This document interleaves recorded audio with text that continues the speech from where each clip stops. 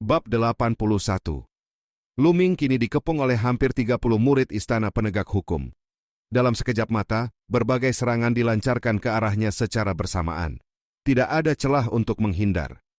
Tanpa ragu sedikit pun, Luming segera meledakkan meridian darahnya. Ledakan energi darah itu membuat kekuatan tempurnya melonjak drastis dalam sekejap.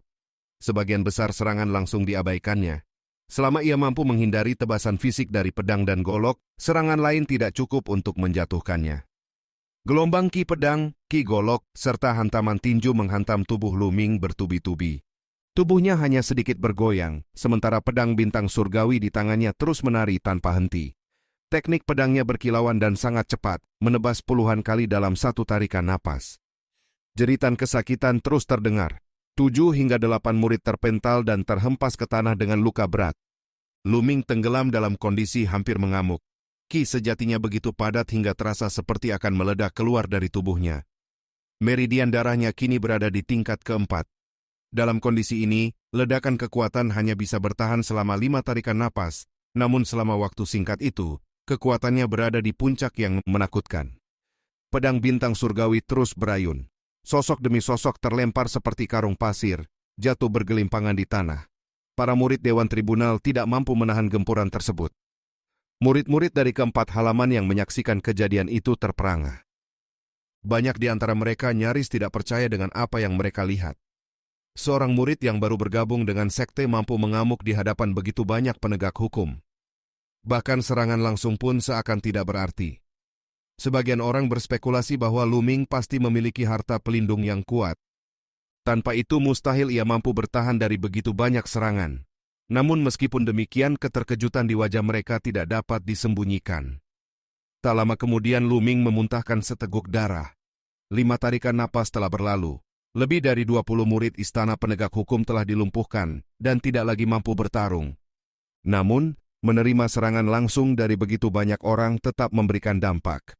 Meski sebagian besar berhasil ditepis, tubuhnya tetap mengalami luka. Para murid Dewan Tribunal yang tersisa kembali menyerbu ketika melihat kondisi Luming melemah. Dalam benturan berikutnya, seorang pemuda bertubuh tinggi dan kurus bertukar serangan dengannya. Tubuh Luming bergetar dan tanpa sadar mundur satu langkah. Pemuda itu adalah ahli master tingkat 9. Akhirnya seorang tokoh kuat turun tangan. Begitu Luming terdorong mundur, murid-murid lainnya segera menekan dari segala arah.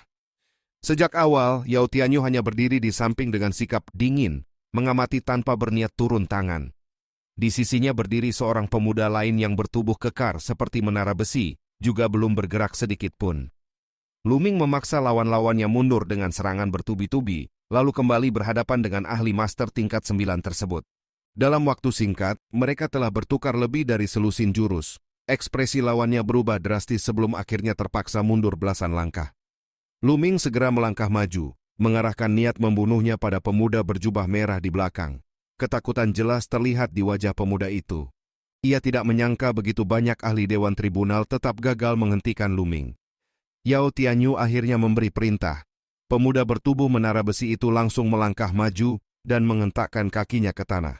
Lantai keras langsung retak dan bergetar hebat. Tubuhnya melesat seperti peluru meriam. Kecepatannya luar biasa, bahkan melampaui Luming saat menggunakan teknik langkah naga ular. Dalam sekejap, ia telah berada di hadapan Luming dan melayangkan sebuah pukulan. Naluri Luming langsung memperingatkannya akan bahaya besar. Tanpa ragu, ia mengerahkan seluruh ki sejatinya dan menebas dengan pedang bintang surgawi. Tinju dan pedang bertabrakan dengan suara ledakan keras. Dalam sekejap itu Luming merasakan kekuatan yang luar biasa besar menghantamnya, seolah sebuah gunung raksasa menabrak tubuhnya. Tubuhnya terpental lebih dari 10 meter, lalu mundur 8 langkah berturut-turut. Setiap langkah membuat lantai retak dan bergetar. Setelah akhirnya berhenti, Luming kembali memuntahkan darah. Lawannya adalah seorang jenius sejati yang telah meraih 8 kemenangan beruntun di podium perunggu. Ia hanya selangkah lagi memasuki peringkat perunggu, dan kekuatannya jelas berada jauh di atas Luming. Banyak murid yang menyadari perbedaan besar di antara mereka. 8 kemenangan beruntun di podium perunggu bukanlah prestasi biasa. Luming menatap lawannya dengan ekspresi serius. Ia memahami betul arti podium perunggu dalam sekte pedang mistik. Untuk masuk ke peringkat tersebut, seseorang harus memenangkan 10 pertarungan berturut-turut. 8 kemenangan sudah cukup untuk membuktikan kekuatan luar biasa. Meski demikian, Lu Ming tidak menunjukkan niat untuk menyerah. Ia menyeka darah dari sudut mulutnya dan tertawa ringan, seolah rasa sakit itu tidak berarti. Pemuda bertubuh menara besi kembali menyerbu. Kali ini pukulannya bahkan lebih kuat dari sebelumnya. Lu Ming mencoba menghindar dengan langkah naga ular, namun lawannya terus mengejar tanpa memberi celah. Pukulan berikutnya datang dengan kecepatan yang tak terhindarkan. Menyadari tidak ada jalan untuk menghindar, Lu Ming memilih menghadapinya secara langsung. Ia mengerahkan teknik naga perang sejati hingga batas maksimal. Ki sejatinya melonjak liar saat pedangnya menebas ke depan. Benturan berikutnya berakhir dengan kekalahan telak. Aura pedang Lu Ming langsung dihancurkan. Perbedaan kekuatan mereka terlalu besar. Lawannya berada di tingkat yang sama sekali berbeda. Dengan kekuatan tempur seperti itu, bahkan ahli master tingkat 9 biasa bukanlah lawan yang sepadan. Mereka bisa dikalahkan hanya dengan satu pukulan. Lu Ming kembali terpental, meluncur puluhan meter sebelum akhirnya berhenti. Ia memuntahkan beberapa suapan darah. Wajahnya pucat, tubuhnya terhuyung-huyung, seolah akan tumbang kapan saja. Dalam hati Lu Ming menghela napas. Inilah kekuatan sejati seorang jenius puncak dari sekte pedang mistik. Sebuah kekuatan yang benar-benar mengerikan. Bab 82. Pada masa uji coba pemula, Lu Ming pernah mengalahkan seluruh jenius lain dan merebut gelar Raja Pemula. Saat itu, ia sempat menganggap para jenius lainnya hanyalah sosok biasa. Namun kini, setelah mengalami pertempuran demi pertempuran, ia menyadari bahwa pemikiran tersebut keliru. Para jenius pendatang baru bukanlah lemah, mereka hanya belum cukup matang. Usia dan pengalaman mereka masih terlalu muda. Seiring berjalannya waktu, beberapa di antara mereka pasti akan tumbuh menjadi sosok yang sangat berkuasa. Perintah penangkapan pun dikeluarkan. Dalam kondisi Lu Ming yang telah terluka parah, pihak Dewan Tribunal tidak merasa perlu turun tangan lebih jauh. Belasan murid aula penegakan hukum yang tersisa melangkah maju dengan wajah penuh kebencian. Lebih dari 20 rekan mereka telah dilukai oleh Lu Ming. Rasa takut bercampur dendam memenuhi hati mereka. Lu Ming menopang tubuhnya dengan pedang panjang. Ia menyapu sekeliling dengan tatapan dingin, lalu mencibir pelan. Sikapnya itu justru memancing amarah lebih besar. Seorang pemuda bertubuh kurus maju dengan tawa menyeramkan, berniat menekan kepala Lu Ming ke tanah untuk mempermalukannya. Namun sebelum tangannya menyentuh sasaran, kilatan cahaya pedang melintas. Darah menyembur ke udara, 5 jari terpotong bersih dan jatuh ke tanah. Pemuda kurus itu menatap telapak tangannya yang kini kosong dengan pandangan kosong sebelum jeritan memilukan meledak dari mulutnya. Lu Ming tetap berdiri di tempatnya. Dialah yang baru saja menebas tanpa ragu. Sisa murid Dewan Tribunal pun mengaum dan menyerang bersama-sama. 10 orang maju sekaligus, termasuk seorang ahli master tingkat 9. Serangan bertubi-tubi diarahkan ke tubuh Lu Ming. Dengan sisa ki esensial yang dimilikinya, ia mengayunkan pedang untuk menangkis. Suara benturan logam terus bergema, namun tubuhnya terus terdorong mundur. Sebuah tebasan akhirnya mengenai tubuhnya. Darah langsung mengalir keluar. Meski demikian, Lu Ming tetap menolak menyerah. Penolakan itu hanya dijawab dengan serangan yang semakin ganas. Para murid Dewan Tribunal semuanya adalah ahli. Dalam kondisi terluka parah, Lu Ming semakin kesulitan bertahan. Luka baru terus bermunculan di tubuhnya. Darah membasahi pakaian dan lantai di sekitarnya. Tubuhnya tampak goyah, langkahnya ringan seolah bisa roboh kapan saja. Namun, punggungnya tetap tegak. Tatapan matanya tidak menunjukkan sedikit pun keputusasaan. Seluruh tempat perlahan menjadi sunyi. Tidak ada seorang pun yang berbicara. Semua orang hanya menatap sosok yang berdiri bermandikan darah itu dengan perasaan campur aduk. Para murid baru Aula Burung Vermilion mengepalkan tinju mereka. Mata mereka memerah. Rasa bersalah memenuhi hati mereka karena tidak berani membela lebih awal. Mereka semua tahu alasan Lu Ming datang dan menghancurkan menara bulan bintang adalah demi membalas perlakuan kejam terhadap Pangxi. Demi teman dan saudara seperjuangan, Lu Ming rela mempertaruhkan segalanya. Di mata mereka, ia adalah pria sejati. Dibandingkan dengan Lu Ming, mereka merasa diri mereka sendiri terlalu pengecut. Keributan kembali pecah ketika seorang pemuda kurus hendak maju lagi. Namun, sebelum ia sempat bertindak, seorang pemuda berjubah merah tiba-tiba menamparnya dan mengusirnya dengan sikap arogan. Pemuda berjubah merah kemudian mengalihkan perhatiannya ke Lu Ming, memperlihatkan sikap meremehkan dan penuh ejekan. Namun kesombongannya hanya bertahan sesaat. Sebuah tamparan keras mendarat di wajahnya. Tubuhnya berputar beberapa kali sebelum terhenti. Separuh wajahnya nyaris hancur, darah dan gigi beterbangan. Pelakunya adalah seorang wanita dengan sosok memikat dan aura dingin yang menusuk. Mulan akhirnya muncul. Tidak seorang pun menyadari kapan ia tiba. Tanpa ragu, tamparan kedua kembali mendarat di wajah pemuda berjubah merah. Seluruh giginya tanggal. Tubuhnya dipaksa berputar di tempat oleh kekuatan yang luar biasa sebelum akhirnya berhenti dengan wajah penuh ketakutan. Satu tendangan menyusul, melontarkannya lebih dari 10 meter hingga pingsan tak sadarkan diri. Yao Tianyu yang sebelumnya tenang kini menatap Mulan dengan ekspresi serius. Para petugas Balai Penegakan Hukum juga tidak berani bergerak sedikit pun.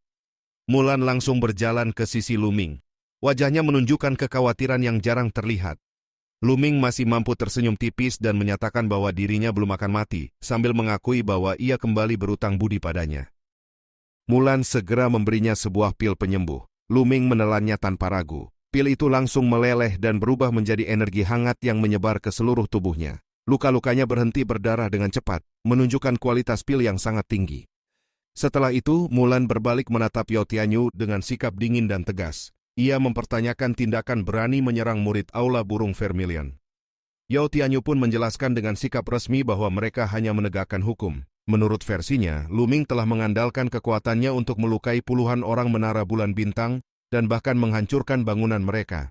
Ia juga menegaskan bahwa Lu Ming melawan penangkapan dan melukai banyak petugas Balai Penegakan Hukum. Ia berharap Mulan tidak melindungi murid yang dianggap tidak patuh dan gegabah. Namun, bantahan segera muncul dari para murid Aula Burung Vermilion. Mereka menyatakan bahwa Menara Bulan Bintang telah memaksa pembelian bahan dari murid baru dan bahkan menggunakan kekerasan. Lu Ming hanya memperjuangkan keadilan. Dengan kehadiran Mulan, keberanian mereka bangkit. Mereka menyampaikan kebenaran tanpa ragu. Yao Tianyu menolak tuduhan tersebut. Menurutnya, jika Menara Bulan Bintang benar-benar bersalah, Dewan Tribunal sudah lama bertindak. Ia juga menyebut tuduhan itu tidak masuk akal dan menuding adanya upaya bersekongkol untuk menjebak Menara Bulan Bintang. Ketegangan di tempat itu semakin memuncak. Pertempuran mungkin telah berhenti, tetapi konflik sesungguhnya baru saja dimulai. Bab 83. Para murid Aula Burung Vermilion segera menjelaskan bahwa mereka hanya menyampaikan kebenaran, namun Mulan sama sekali tidak tertarik mendengarkan perdebatan panjang. Dengan satu lambaian tangan, ia mengakhiri pembicaraan dan langsung menegaskan sikapnya kepada Yao Tianyu. Bagi Mulan, siapapun yang dipukul Lu Ming atau bangunan siapa yang dihancurkan bukanlah sesuatu yang perlu dipersoalkan. Selama ia menyatakan Lu Ming tidak bersalah, maka keputusan itu bersifat mutlak dan tidak dapat diganggu-gugat. Sikapnya sangat mendominasi dan tanpa kompromi. Mulan memang dikenal seperti itu. Ketika ia bersikap keras, tidak ada ruang untuk logika ataupun aturan. Wajah Yao Tianyu langsung memerah. Amarahnya nyaris meledak hingga melukai dirinya sendiri. Namun ia tidak berani melawan secara langsung.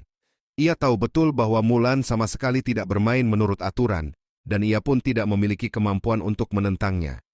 Dengan menahan emosi, Yao Tianyu akhirnya menyatakan bahwa Mulan tidak seharusnya menggunakan kekuasaan untuk menindas orang lain, terlebih di hadapan begitu banyak murid yang menyaksikan kejadian tersebut. Namun jawaban Mulan justru semakin menusuk. Ia secara terang-terangan mengakui bahwa dirinya memang menindas orang lain, dan ia tidak melihat adanya masalah dengan hal itu.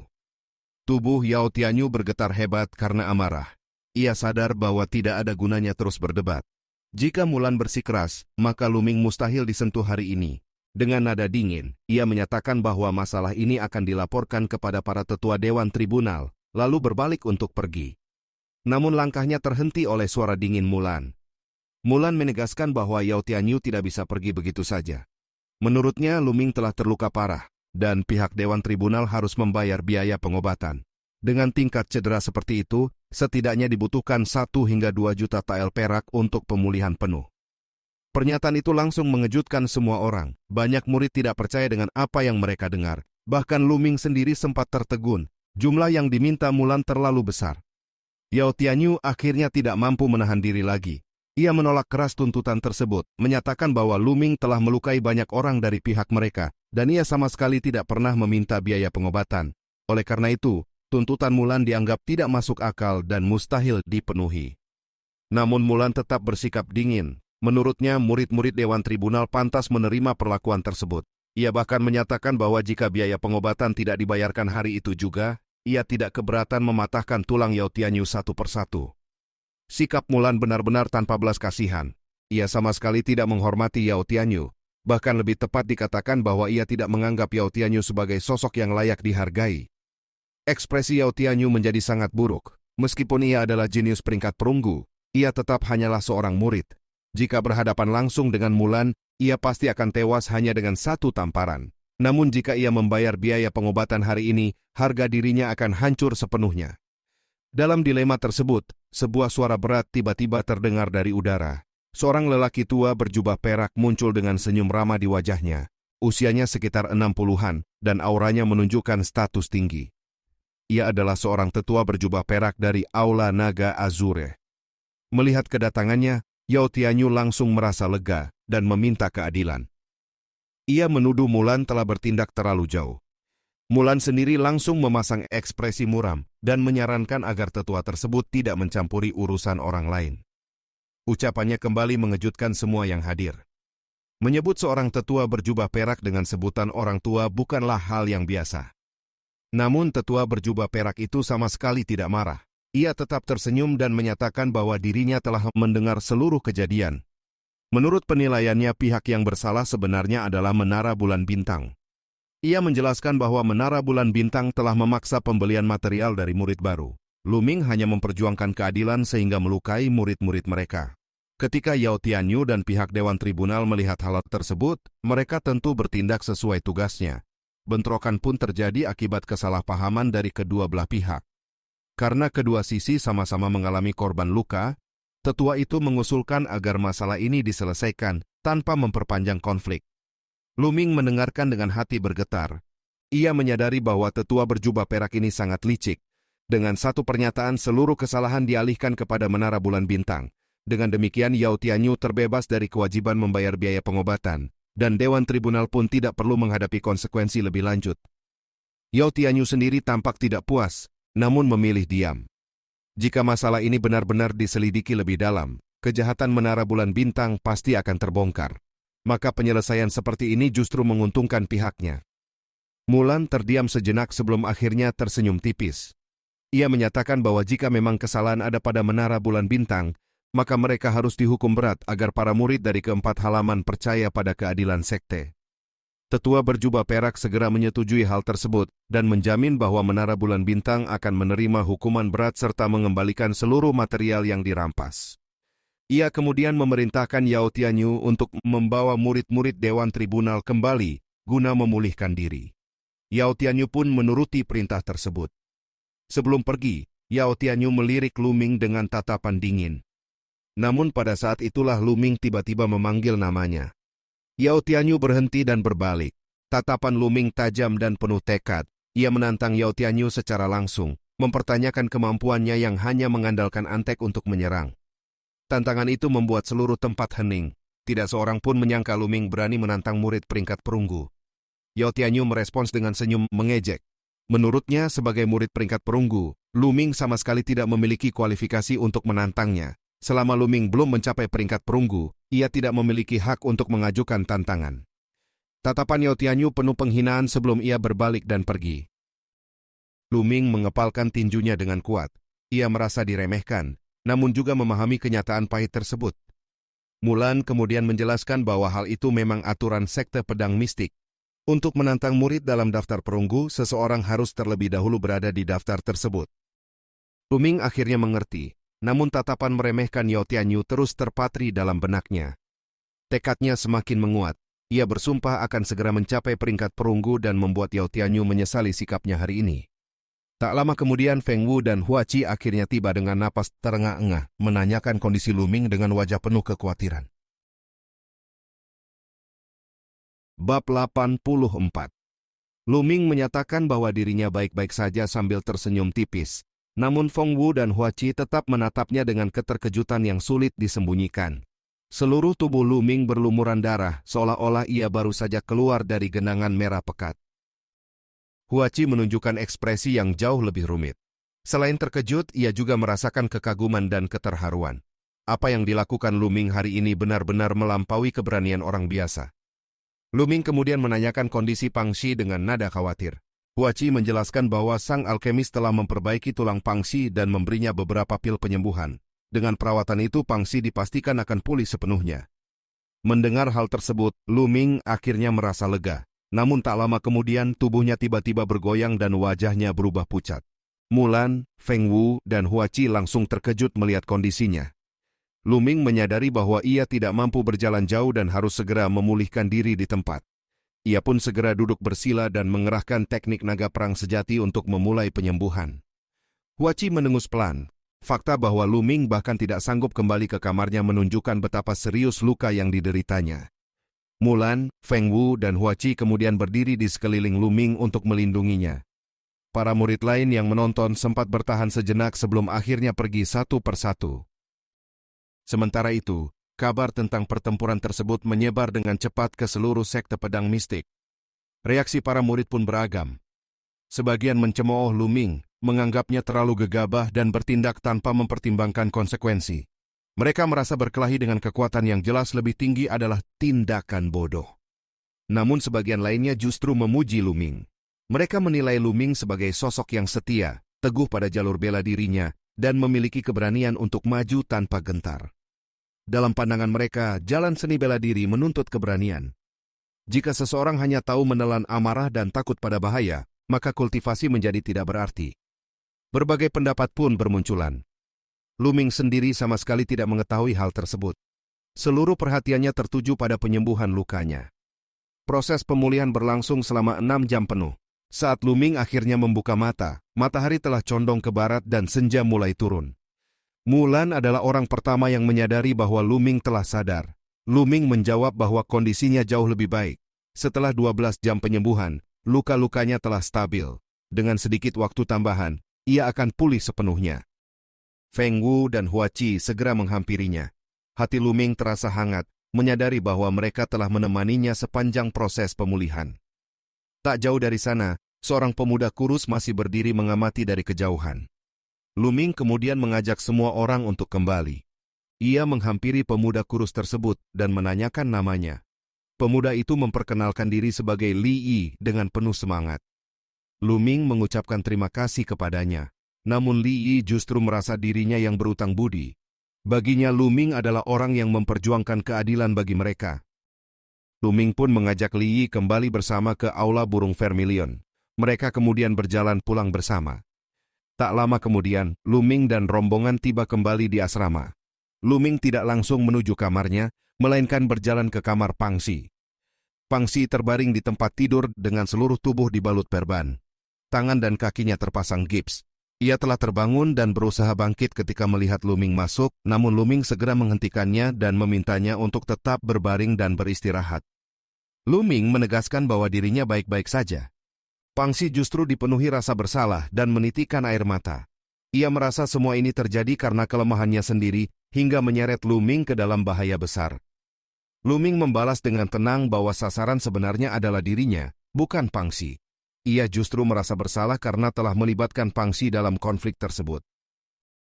Namun Pang Xi tetap menyalahkan dirinya sendiri. Kelemahannya membuat orang lain harus berkorban. Di balik rasa bersalah itu, tekad kuat mulai tumbuh di matanya. Luming menepuk pundak Pang Xi dan memintanya untuk tidak terlalu banyak berpikir serta fokus beristirahat.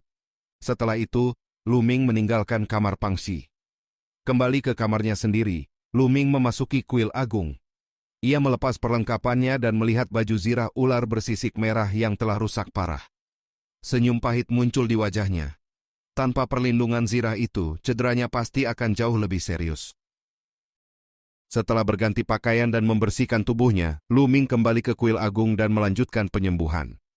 Waktu berlalu dengan cepat, 7 hari pun berlalu dalam sekejap. Pada hari ke-7, Luming berlatih teknik tinju di halaman. Setiap gerakan terasa ringan dan kuat. Otot dan tulangnya kembali berada dalam kondisi sempurna. Ia menyadari bahwa luka-lukanya telah sembuh sepenuhnya. Ki sejati dari teknik naga perang sejati tidak hanya padat dan melimpah, tetapi juga memiliki kemampuan penyembuhan yang luar biasa. Cedera seberat itu biasanya membutuhkan waktu pemulihan setidaknya 1 bulan bagi orang biasa. Namun Luming hanya memerlukan 7 hari. Hal itu semakin menegaskan keunggulan teknik kultivasi tingkat dewa.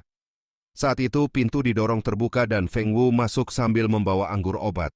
Ia menanyakan kondisi pemulihan Lu Ming. Lu Ming menyatakan bahwa dirinya telah pulih sepenuhnya. Feng Wu tertegun dan menatapnya seolah melihat monster.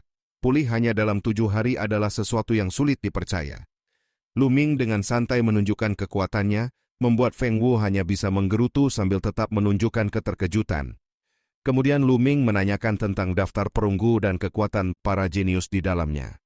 Ekspresi Feng Wu menjadi serius. Ia menjelaskan bahwa daftar perunggu dipenuhi oleh jenius sejati. Untuk masuk ke dalamnya, seseorang harus memenangkan 10 pertarungan berturut-turut di platform perunggu. Semakin mendekati kemenangan ke-10, lawan yang dihadapi akan semakin kuat. Pada pertandingan ke-9 dan ke-10, lawan yang dihadapi juga merupakan mereka yang telah memenangkan 8 atau 9 pertandingan berturut-turut. Karena itulah para jenius di daftar perunggu sangat menakutkan. Mereka mampu mengalahkan praktisi di tingkat yang sama hanya dengan satu gerakan. Sebagian besar dari mereka telah menguasai setidaknya satu teknik bela diri tingkat hitam level rendah. Bahkan mereka yang belum menguasai teknik tingkat hitam pasti memiliki teknik rahasia yang kuat, dan beberapa di antaranya telah menempuh jalur penyempurnaan tubuh. Penjelasan itu membuat mata Lu Ming bersinar. Tantangan di hadapannya semakin jelas, dan tekadnya untuk melangkah lebih jauh pun semakin kuat. Bab 85. Jumlah orang yang berhasil masuk ke dalam daftar perunggu ternyata sangat sedikit.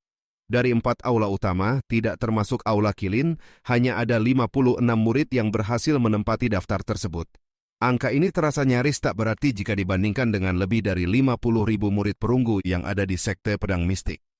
Sekte Pedang Mistik merekrut murid setiap tahun dengan persyaratan usia di bawah 30 tahun. Proses seleksi yang ketat memastikan hanya mereka yang benar-benar berbakat yang bisa bergabung. Bahkan dari 100 orang pendaftar, hanya 1 yang lolos. Namun, dari puluhan ribu murid terpilih itu, hanya 56 yang mampu menembus daftar perunggu. Fakta ini dengan jelas menunjukkan betapa luar biasanya bakat dan kekuatan para jenius tersebut.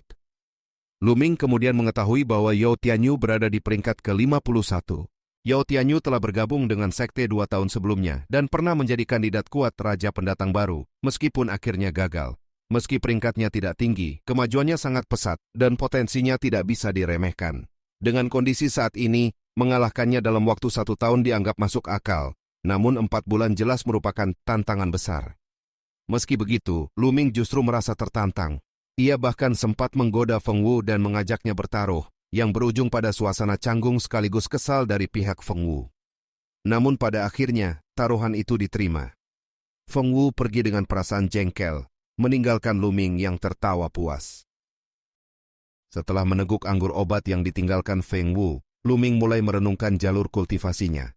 Ia menyadari bahwa perkembangan teknik dasar tombak apinya terlalu lambat jika hanya mengandalkan latihan biasa. Jika ingin menguasai teknik tingkat lanjut dan memiliki kesempatan masuk ke daftar perunggu, ia harus memanfaatkan tekanan eksternal untuk mempercepat kemajuan. Setelah memutuskan rencana, Lu Ming menuju balai kontribusi. Ia menukar 2 juta tael perak menjadi poin kontribusi, sehingga total poin yang ia miliki mencapai 25.500. Sebagian besar poin itu kemudian ia gunakan untuk menukar sari darah binatang iblis kelas 8 tingkat 2. Setiap set bernilai 800 poin kontribusi, dan ia menukar 20 set sekaligus. Meski harganya membuat jantungnya berdebar, ia tetap melakukannya demi mempercepat kultivasi. Keinginannya untuk menukar sari darah binatang iblis kelas 9 tingkat 2 terpaksa ditunda karena harganya yang terlalu mahal. Setelah semua persiapan selesai, Lu Ming meninggalkan Sekte Pedang Mistik dan menuju ke timur. Tata letak sekte tersebut terbagi atas 4 aula utama yang menempati 4 gunung besar di utara, selatan, timur, dan barat. Wilayah tengah jauh lebih luas dan menjadi pusat berbagai fasilitas penting seperti aula kilin, balai misi, balai kontribusi, dan mimbar perunggu. Lebih ke utara lagi merupakan wilayah inti sekte, tempat pemimpin sekte, para tetua berjubah emas, murid peringkat emas, dan sebagian tetua berjubah perak berlatih. Itulah pusat kekuatan sejati Sekte Pedang Mistik. Di sisi timur aula Naga Azure terbentang rangkaian pegunungan pesisir yang luas dan tak berujung. Di dalamnya hidup tak terhitung jumlah binatang iblis. Konon di balik pegunungan tersebut terdapat lautan luas tanpa batas, menjadikan kerajaan matahari bersinar sebagai wilayah paling timur di benua hutan belantara ilahi. Lu Ming memilih pinggiran pegunungan pesisir sebagai tempat latihannya. Ia tidak berniat masuk terlalu dalam, mengingat tingkat kultivasinya saat ini. Setelah 2 hari perjalanan, ia tiba di sebuah lokasi sekitar 200 mil dari tepi laut. Di hadapannya terbentang air terjun raksasa. Air jatuh dari ketinggian lebih dari 1000 meter, menghantam bebatuan di bawahnya dengan suara gemuruh yang mengguncang udara di sekitarnya. Tekanan dan momentum airnya terasa luar biasa, bahkan dari kejauhan. Lu-Ming langsung tahu bahwa inilah tempat yang ia cari. Ia mengeluarkan tombak bermotif api miliknya dan berjalan mendekat dari sisi air terjun. Semakin dekat, semakin terasa kekuatan dahsyat dari aliran air perak yang jatuh tanpa henti. Ia memulai latihan dengan teknik paling dasar, yaitu melatih pegangan tombak. Dengan satu tangan, ia menggenggam ujung tombak dan meluruskan lengannya, lalu memasukkan badan tombak ke dalam air terjun. Tekanan air yang luar biasa langsung menekan tombak itu dengan kekuatan besar. Pergelangan tangan Lu-Ming menegang, dan tombak panjang itu sempat terhempas ke bawah sebelum ia menariknya kembali dengan bantuan ki sejati. Tekanan air terjun itu tidak stabil, namun justru itulah yang menjadikannya tempat latihan yang sempurna. Lu-Ming terus mengulangi gerakan tersebut tanpa henti. Setiap kali tombaknya terlempar, ia kembali memulai. Setiap kali ki sejatinya terkuras, ia menghentikan latihan sejenak untuk mengaktifkan teknik naga perang sejati dan memulihkan energinya. Latihan ini menghabiskan ki sejati dalam jumlah besar, tetapi manfaatnya sangat nyata. Setiap kali ki terkuras dan diisi kembali, energi di dalam tubuhnya menjadi semakin padat dan fondasi kultivasinya semakin kokoh. Di sela-sela latihan, ia juga memurnikan sari darah binatang iblis, membuat tingkat kultivasinya meningkat dengan cepat. 7 hari berlalu. Lu-Ming kini mampu menahan tombaknya di bawah air terjun selama lebih dari 10 menit. Meski posisinya masih belum sepenuhnya stabil dan tombak itu sesekali bergetar, pencapaian ini sudah jauh melampaui awal latihannya. 7 hari berikutnya, kemajuan yang lebih besar tercapai. Tombak panjang itu kini tertancap mantap di bawah air terjun. Tak peduli seberapa dahsyat aliran air menghantamnya, tombak tersebut tidak lagi bergoyang sedikit pun. Latihan dasar memegang tombak akhirnya mencapai tingkat kestabilan yang sempurna, menandai langkah penting dalam perjalanan Lu-Ming menuju penguasaan tombak sejati. Bab 86. Pada tahap ini Lu-Ming telah sepenuhnya menguasai teknik dasar tombak dan mengalami kemajuan yang sangat pesat. Dorongan tombaknya kini sekuat gunung dan ketepatannya telah mencapai tingkat yang menakjubkan, bahkan mampu menusuk lalat di udara. Memasuki minggu ketiga, Lu-Ming meningkatkan intensitas latihannya dengan mengikatkan sebuah batu seberat 100 kati di ujung tombak. Dengan beban tersebut ia terus berlatih di bawah derasnya air terjun. Tekanan yang dihasilkan menjadi jauh lebih besar, namun Lu-Ming tetap bertahan. Tanpa disadari, 1 bulan penuh telah berlalu. Setelah sebulan berlatih tanpa henti, Lu-Ming akhirnya membawa teknik dasar tombaknya ke tingkat yang sangat mendalam. Saat ia memegang tombak dan berdiri diam, tubuhnya tampak kokoh dan mantap seperti gunung yang tak tergoyahkan. Dalam kurun waktu sebulan itu, ia juga telah sepenuhnya memurnikan 20 porsi sari darah binatang iblis.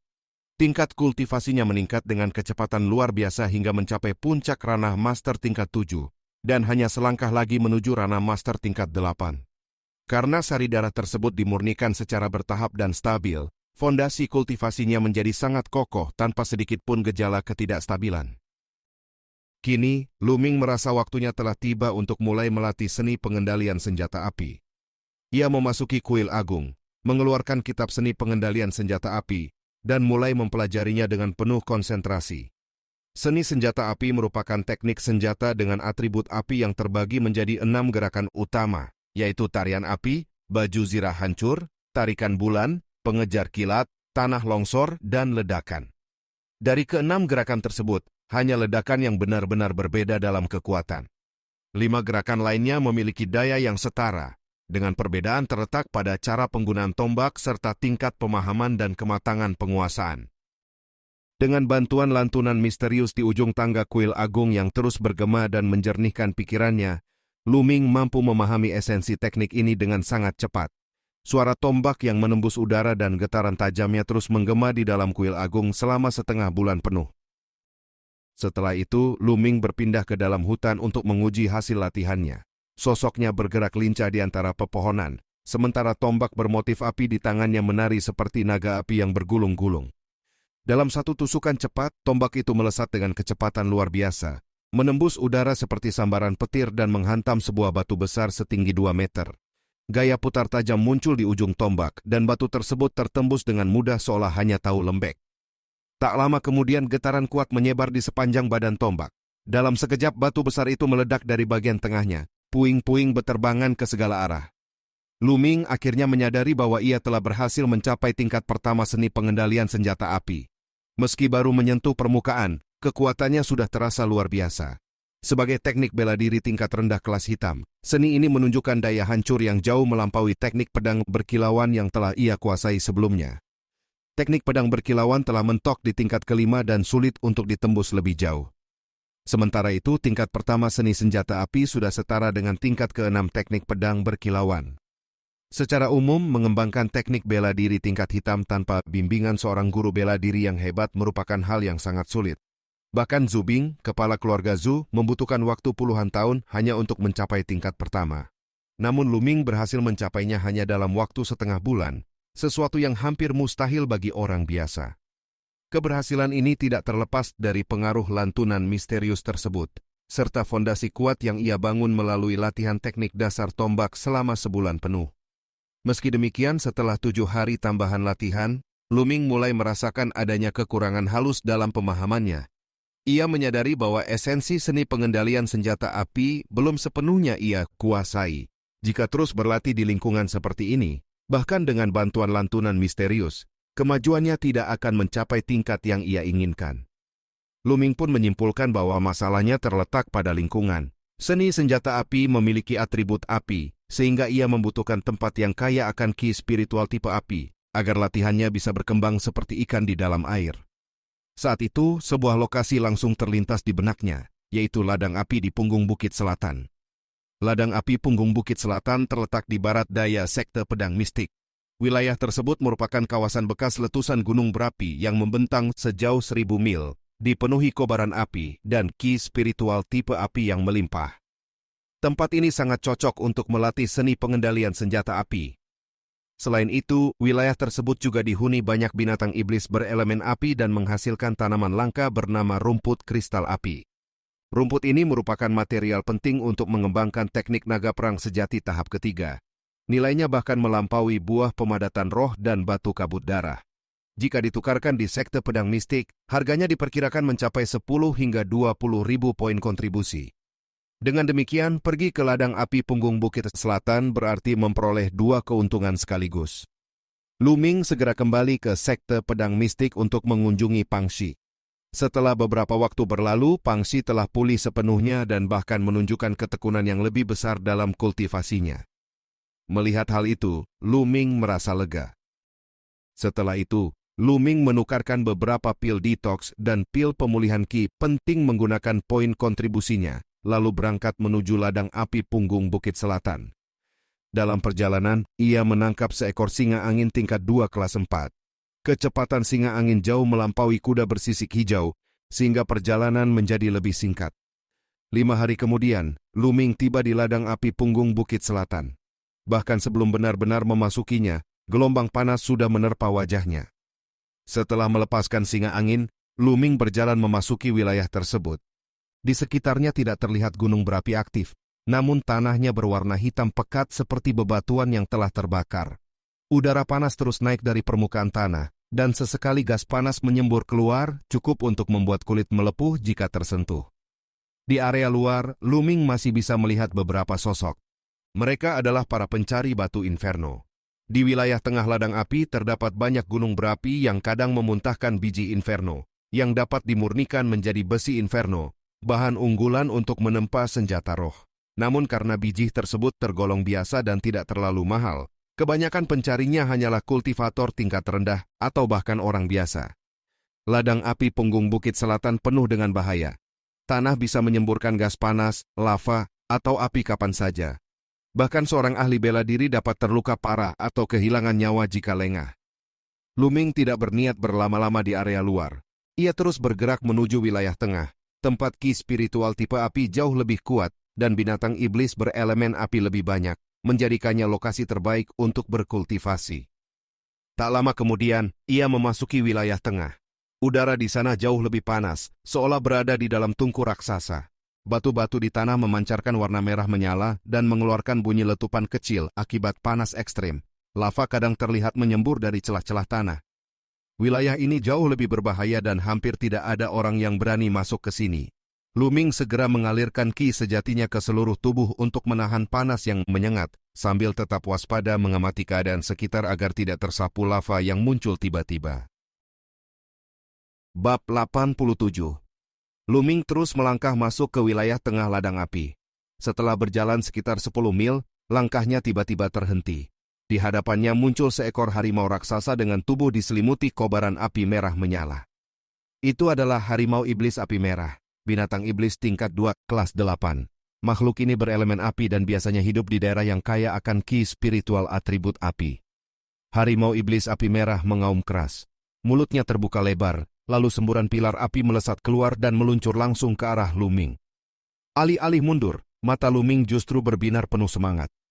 Ia mengeluarkan tombak bermotif api dan segera menusukkannya ke depan. Dengan satu tusukan, gaya pemotong berputar meledak dan langsung menghancurkan pilar api yang datang menghantam. Tanpa berhenti, Lu Ming melanjutkan serangannya.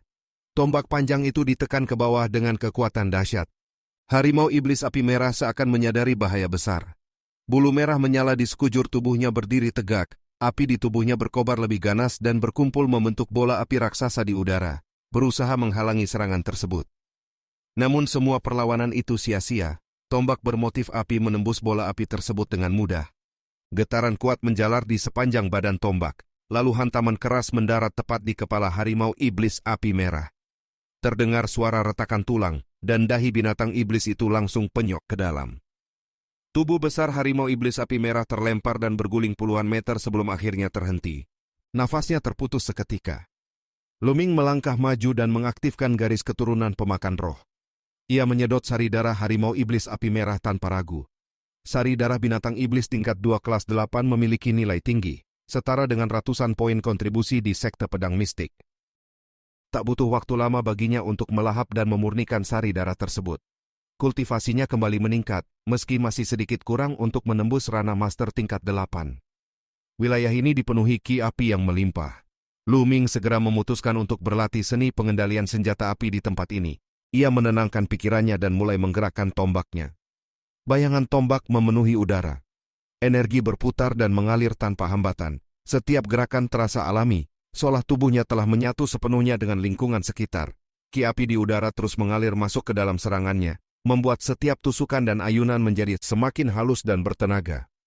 Lingkungan ternyata memiliki pengaruh besar terhadap pengembangan teknik tempur. Lu Ming sepenuhnya tenggelam dalam kondisi ini, merasakan kemajuan yang belum pernah ia rasakan sebelumnya. Setelah 6 jam berlalu, ia akhirnya menghentikan latihan. Nafasnya terengah, karena berlatih di wilayah tengah ladang api menuntutnya untuk terus mengalirkan ki esensial guna melindungi tubuh dari panas ekstrem, sekaligus tetap waspada terhadap semburan magma dan api dari tanah. Hal itu sangat menguras tenaga dan konsentrasi. Namun di balik kelelahan tersebut, mata Lu Ming dipenuhi kegembiraan. Dalam waktu singkat, ia dapat merasakan kemajuan besar dalam seni pengendalian senjata api. Ia segera mundur ke wilayah luar untuk memulihkan ki esensialnya. Setelah kondisinya membaik, Lu Ming memasuki kuil agung. Dengan bantuan lantunan misterius, ia kembali menghayati perasaan kultivasi yang barusan dialaminya. Pemahamannya terhadap seni pengendalian senjata api menjadi semakin jelas dan mendalam.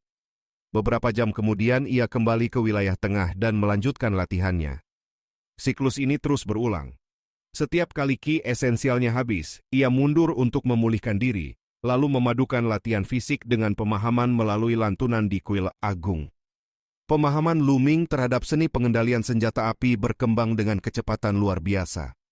Hanya dalam waktu setengah bulan, ia berhasil menembus tingkat kedua, mencapai tahap keberhasilan kecil. Dalam setengah bulan itu, Lu Ming juga telah membunuh lebih dari 10 binatang iblis berelemen api. 5 diantaranya merupakan binatang iblis tingkat 2 kelas 8, dan 1 bahkan mencapai tingkat 2 kelas 9. Sisanya berada di bawah kelas tersebut. Dengan melahap dan memurnikan sari darah mereka, ditambah latihan tanpa henti, kultivasi Lu Ming akhirnya kembali mengalami terobosan dan mencapai ranah master tingkat 8. Tingkat kultivasi seperti ini sudah tergolong sangat tinggi di antara para murid perunggu sekte pedang mistik. Suatu saat, ki esensial Lu Ming kembali terkuras. Ia mundur ke wilayah luar dan bermeditasi di atas tumpukan batu yang terpencil untuk memulihkan diri. Saat ki esensialnya pulih sekitar setengah, suara keributan tiba-tiba terdengar dari kejauhan. Terdapat suara permohonan panik, beberapa di antaranya berasal dari orang biasa tanpa kultivasi, sementara yang lain hanya berada di tingkat prajurit rendah. Mereka tampak dipaksa untuk melakukan sesuatu yang berada di luar kemampuan mereka. Suara seorang pemuda terdengar dingin dan penuh arogansi.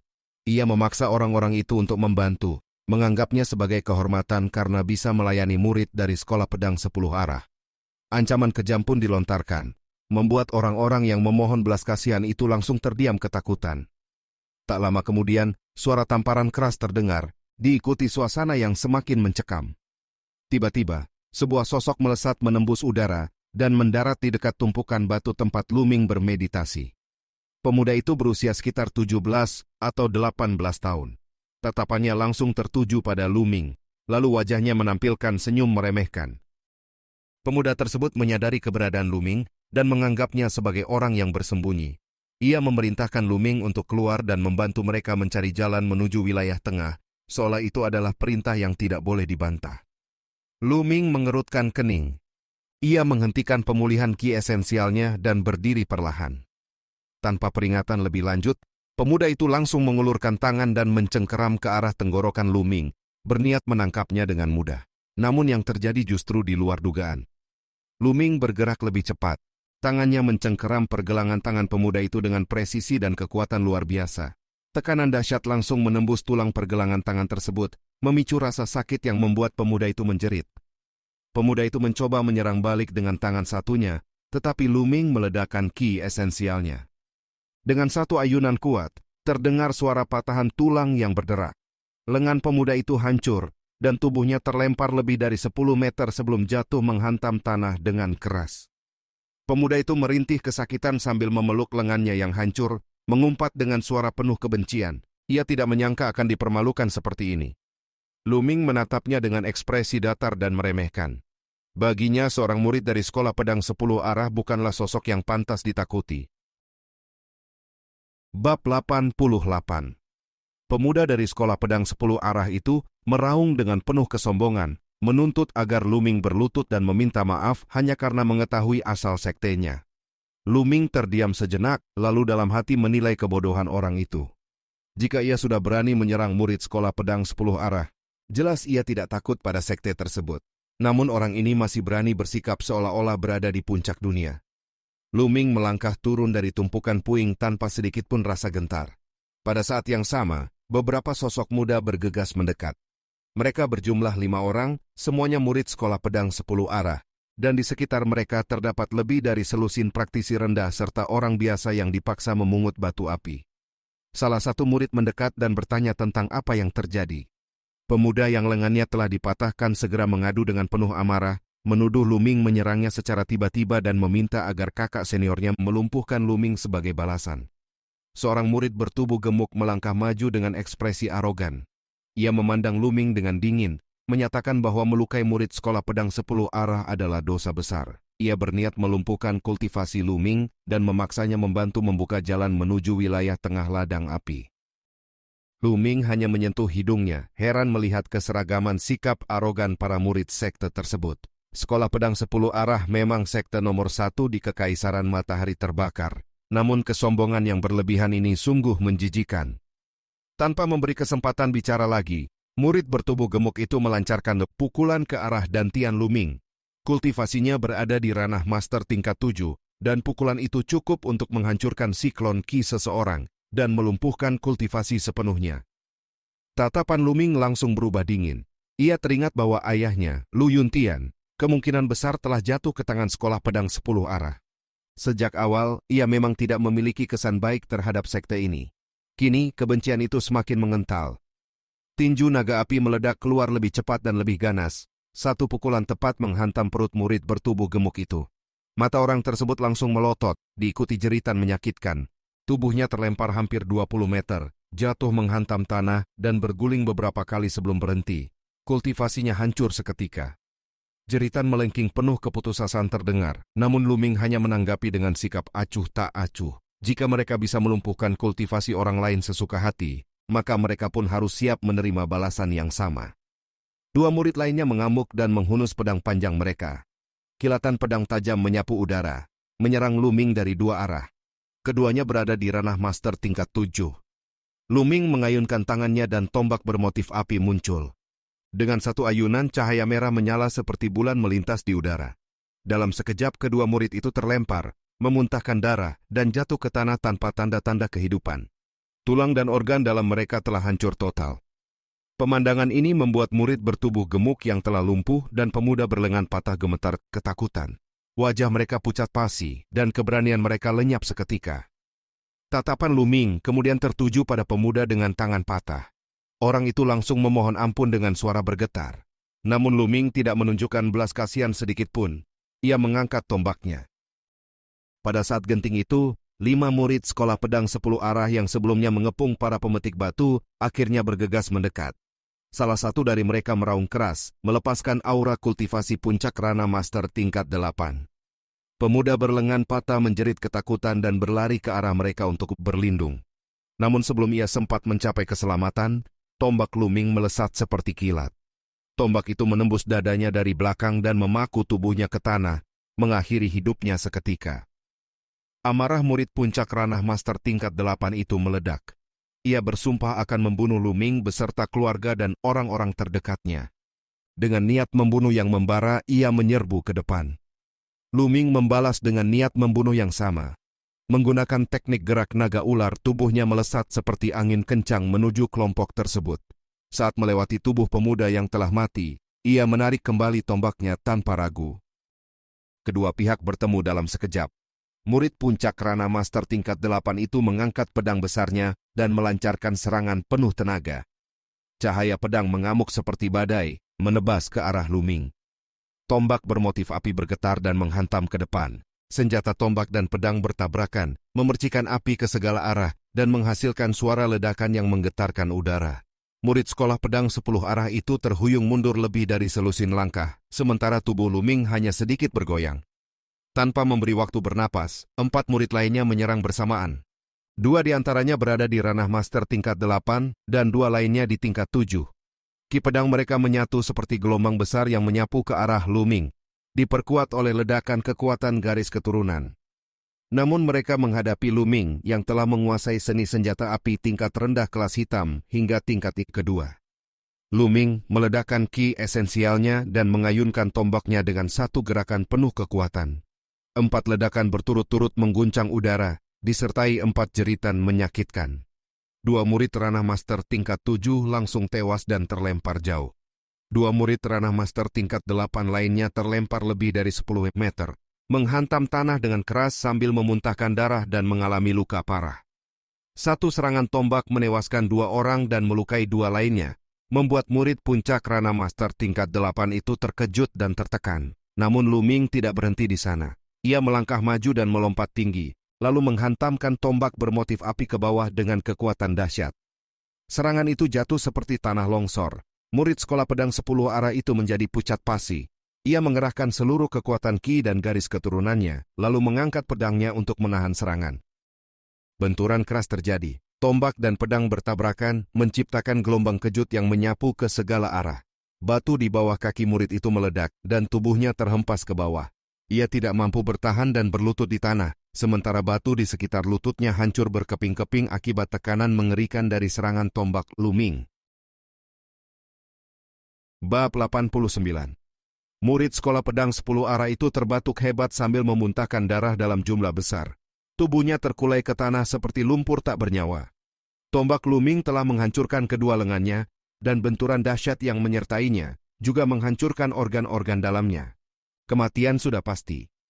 Pada saat itu, kekuatan sejati dari teknik bela diri tingkat rendah kelas hitam akhirnya diperlihatkan. Meskipun Luming baru menguasainya hingga tingkat kedua, daya hancurnya telah melampaui teknik bela diri tingkat tinggi kelas kuning tingkat ke-6 hingga lebih dari 2 kali lipat.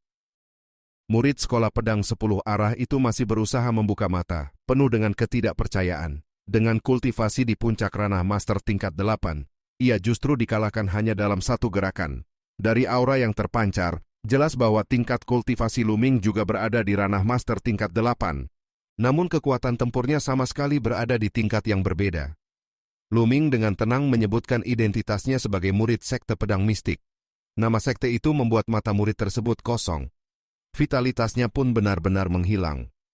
Pada saat yang sama, 2 murid Rana Master tingkat 8 lainnya juga telah tewas. Organ dalam mereka hancur oleh serangan tombak Luming. Meski teknik tombak tidak sevariatif teknik pedang, gaya bertarungnya jauh lebih brutal, langsung, dan mendominasi. Kini hanya pemuda bertubuh gemuk yang tersisa. Wajahnya pucat pasi, tubuhnya gemetar tanpa henti, dan keringat dingin membasahi seluruh wajahnya. Luming berjalan perlahan mendekat, setiap langkahnya membuat ketakutan di hati pemuda itu semakin dalam. Pemuda gemuk itu akhirnya kehilangan kendali dan memohon dengan panik agar nyawanya diselamatkan. Luming menatapnya dingin dan menuntut penjelasan tentang tujuan sekolah pedang 10 arah menangkap begitu banyak pemburu batu biasa. Pemuda itu mencoba menawar dengan keselamatannya, namun sikap Luming tetap dingin dan tanpa kompromi. Saat niat membunuh terpancar dari tombak di tangan Luming, pemuda gemuk itu akhirnya runtuh dan menceritakan semuanya tanpa berani menyembunyikan sedikit pun. Mereka datang bersama seorang kakak senior bermarga Zeng, yang mengklaim mengetahui lokasi harta karun berdasarkan catatan kuno peninggalan leluhurnya. Harta itu berada di dalam sebuah gunung berapi yang telah lama punah, terletak di dekat wilayah dalam ladang api Southridge. Alasan para pemburu batu ditangkap pun terungkap. Wilayah di sekitar gunung berapi tersebut sangat tidak stabil. Lava dan api dapat menyembur sewaktu-waktu, tanah dapat runtuh tanpa peringatan. Para murid sekolah pedang 10 arah tidak ingin mempertaruhkan nyawa mereka sendiri, sehingga memaksa para pemburu batu untuk mencari jalur aman dengan tubuh mereka. Luming mengerutkan kening. Cara ini jelas menggunakan nyawa orang biasa sebagai alat uji coba. Di mata para ahli bela diri seperti mereka, kehidupan orang biasa memang tak lebih berharga dari semut. Luming mungkin tidak berbelas kasihan pada musuh, namun ia tidak dapat menerima pengorbanan nyawa tak bersalah demi kepentingan pribadi. Saat ditanya mengenai harta karun di dalam gunung berapi, pemuda gemuk itu mengaku tidak mengetahuinya. Semua informasi hanya dipegang oleh kakak senior Zeng. Ia pun memohon agar dibebaskan, meskipun dalam hatinya sudah berniat meminta kakak senior Zeng membalas dendam. Luming lalu menanyakan tingkat kekuatan kakak senior Zeng. Dengan gemetar, pemuda gemuk itu menjelaskan bahwa Zeng adalah seorang jenius terkenal dari sekolah pedang 10 arah, telah meraih 8 kemenangan beruntun di podium perunggu, dan kekuatannya hampir menyamai para jenius yang benar-benar berada di peringkat perunggu. Di antara rombongan kali ini, Zeng adalah yang terkuat. 8 kemenangan beruntun di podium perunggu membuat Luming terdiam sejenak. Pembagian tingkatan murid di 5 sekte utama Kekaisaran Matahari Terik seragam, terbagi menjadi perunggu, perak, dan emas, lengkap dengan daftar peringkat masing-masing. Setelah semua informasi diperoleh, pemuda gemuk itu kembali memohon agar dilepaskan. Namun Luming dengan dingin mematahkan harapan itu. Tanpa ragu, tombak panjang menembus jantung pemuda gemuk tersebut, mengakhiri hidupnya. 8 kemenangan beruntun di podium perunggu dari sekolah pedang 10 arah menyalakan hasrat bertarung di mata Luming. Ia teringat Hetie, yang juga meraih 8 kemenangan beruntun di podium perunggu sekte pedang mistik, dan pernah melukainya hingga muntah darah. Meski berasal dari sekte berbeda, perbedaan kekuatan mereka seharusnya tidak terlalu jauh. Kini, setelah kekuatan Luming meningkat pesat, inilah kesempatan sempurna untuk menguji hasil latihannya. Luming kemudian melahap sari darah dari semua murid sekolah pedang 10 arah yang telah tewas dan mencari tempat aman untuk memurnikannya. Para pemburu batu telah lama melarikan diri ketakutan saat pertempuran terjadi. 2 jam kemudian ki esensial Luming pulih sepenuhnya dan kondisinya mencapai puncak. Ia segera bergerak menuju lokasi gunung berapi yang telah punah tersebut. Di wilayah ladang api Southridge, jauh di dalam wilayah tengah dan mendekati area dalam, berdiri sebuah gunung berapi mati yang menjulang tinggi. Tak seorang pun tahu kapan terakhir kali gunung itu meletus, namun suhu di sekitarnya masih sangat tinggi. Tanah di sekelilingnya berwarna merah menyala. Beberapa ribu meter dari gunung berapi itu, lebih dari 20 murid sekolah pedang 10 arah berkumpul. Mereka mengepung lebih dari 30 pemburu batu. Para pemburu batu itu berdesakan, wajah mereka penuh ketakutan dan keputusasaan. Seorang pria parubaya bertubuh kekar terus membungkuk dan memohon agar dilepaskan, dengan alasan harus menghidupi keluarga. Namun permohonan itu hanya berujung pada kilatan cahaya pedang. Dalam sekejap, kepalanya terpenggal dan terlempar ke udara, tubuhnya roboh tanpa nyawa. Teror menyelimuti para pemburu batu. Tak satu pun dari mereka berani bersuara lagi, meskipun keputusasaan semakin jelas terpancar dari wajah mereka. Seorang murid sekolah pedang 10 arah menunjuk salah satu pemburu batu berkulit gelap dan memerintahkannya untuk mencari jalan. Jika beruntung, ia mungkin masih bisa hidup sebagai alat. Jika menolak, kematian menanti saat itu juga. Pria berkulit gelap itu gemetar hebat. Ia akhirnya memilih melangkah maju dengan tubuh bergetar. Ia hanyalah seorang praktisi alam pendekar tingkat pertama, belum membangkitkan garis keturunan. Dengan langkah hati-hati, ia berjalan lebih dari 200 meter ke depan. Tiba-tiba, lava menyembur dari tanah. Aliran panas itu langsung menelan tubuhnya. Jeritan mengerikan terdengar sesaat sebelum tubuhnya berubah menjadi bola api.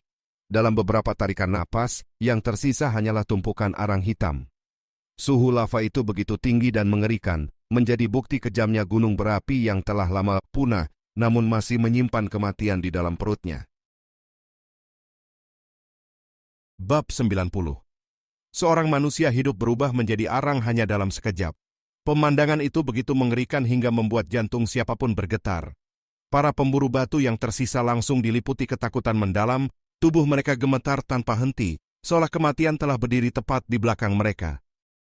Berbeda dengan mereka, para murid sekolah pedang 10 arah justru terlihat sangat tenang, bahkan dingin dan tak berperasaan. Di antara para murid itu, seorang pemuda berkulit gelap dengan wajah dingin memberi perintah untuk menandai jalur yang baru saja dilewati. Pemuda itu adalah Zheng Ke, kakak senior dari sekolah pedang 10 arah. Sejak awal hingga akhir, ia sama sekali tidak memandang para pemburu batu. Di matanya mereka hanyalah semut, alat sekali pakai yang bisa dikorbankan kapan saja. Perhatiannya sepenuhnya tertuju pada gunung berapi yang telah punah di hadapannya. Berdasarkan catatan leluhur, inilah lokasi yang dimaksud. Di dalamnya terdapat susu roh api, harta berharga yang mampu meningkatkan tubuh fisik ke tingkat kedua. Jika itu tercapai, kekuatannya akan melonjak drastis, dan 10 kemenangan beruntun di podium perunggu bukan lagi angan-angan. Bahkan, ia yakin bisa masuk ke dalam daftar perunggu. Lebih jauh lagi, 300 tahun lalu, leluhur mereka pernah memperoleh susu roh api di tempat ini. Kini, setelah 3 abad berlalu, jumlahnya pasti jauh lebih banyak. Jika cukup, bukan mustahil tubuh fisiknya bisa menembus hingga tingkat ketiga. Bayangan lonjakan kekuatan tempur itu membuat pikiran Zheng Ke semakin fanatik. Seorang murid segera menuruti perintah dan melemparkan bola-bola bubuk putih ke jalur yang baru saja dilewati korban sebelumnya, menandai area aman dan berbahaya. Setelah itu, seorang pemburu batu muda berusia 20-an ditunjuk untuk maju. Wajahnya seketika memucat, keputusasaan memenuhi matanya, dan tubuhnya dipenuhi keringat dingin. Ia memohon dengan suara gemetar. Seorang lelaki tua berambut putih kemudian maju dan berlutut, bersujud berulang kali. Ia memohon agar diizinkan menggantikan pemuda itu. Pemuda tersebut masih muda, sedangkan dirinya sudah renta. Ia memohon dengan putus asa, seolah tidak peduli lagi dengan keselamatannya sendiri. Pemuda itu menangis sambil memohon agar kakeknya tidak pergi. Namun lelaki tua itu seakan tidak mendengar apapun. Ia hanya berpesan agar cucunya terus hidup, lalu berjalan maju tanpa menoleh lagi. Jalur awal yang telah dilewati korban sebelumnya ternyata cukup aman. Lelaki tua itu berhasil melewati 200 meter pertama tanpa insiden. Ia melanjutkan langkah dengan hati-hati, menghindari titik-titik yang sebelumnya menyemburkan lava. Namun sebelum mencapai 100 meter berikutnya, tanah di bawah kakinya tiba-tiba retak. Tubuhnya langsung terprosok ke dalam. Jeritan melengking terdengar sesaat, lalu menghilang sepenuhnya. Pemuda itu menjerit putus asa. Suaranya menggema penuh penderitaan. Para pemburu batu lainnya semakin pucat, ketakutan mereka mencapai puncaknya. Perintah untuk terus menandai jalur kembali diberikan. Bubuk putih kembali berterbangan, membentuk peta kematian yang perlahan menjadi jalur aman. Setelah itu, pemuda yang tadi kembali ditunjuk untuk maju. Ia tidak percaya dengan apa yang terjadi. Kakeknya sudah mati menggantikannya, namun ia tetap dipaksa berjalan. Penjelasan yang diterimanya begitu kejam. Lelaki tua itu hanya meminta maju lebih dulu, bukan menggantikan sepenuhnya. Kini, giliran pemuda itu. Pemuda tersebut menolak keras, tubuhnya gemetar hebat, kepalanya terus menggeleng. Namun wajah murid berhidung pesek yang memerintahnya berubah dingin. Niat membunuh terpancar jelas. Jika tidak mau maju, kematian akan datang saat itu juga.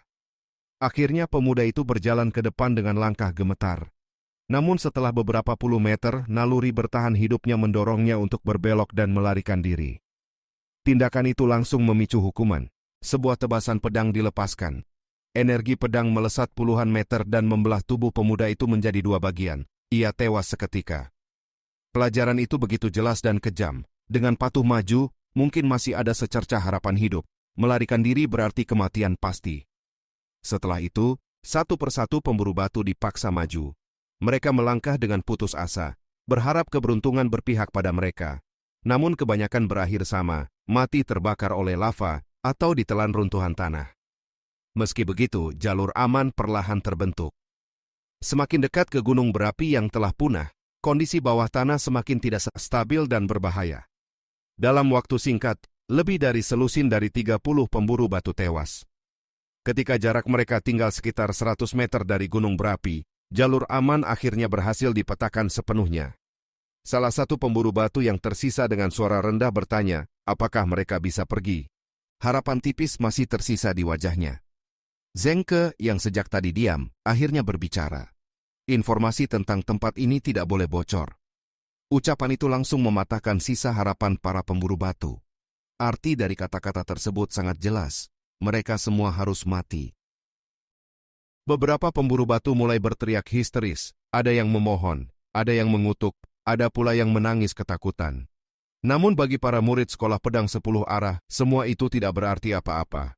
Mereka yakin tidak ada yang berani menyentuh murid dari sekte terkuat kekaisaran. Pada saat itulah seorang murid tiba-tiba menyadari keberadaan seseorang yang berjalan mendekat dari kejauhan. Semua orang menoleh. Dari arah samping, seorang pemuda melangkah perlahan ke arah mereka. Usianya sekitar 15 atau 16 tahun. Tubuhnya ramping, wajahnya tampak lembut, namun sorot matanya dingin hingga menakutkan. Pemuda itu adalah Luming,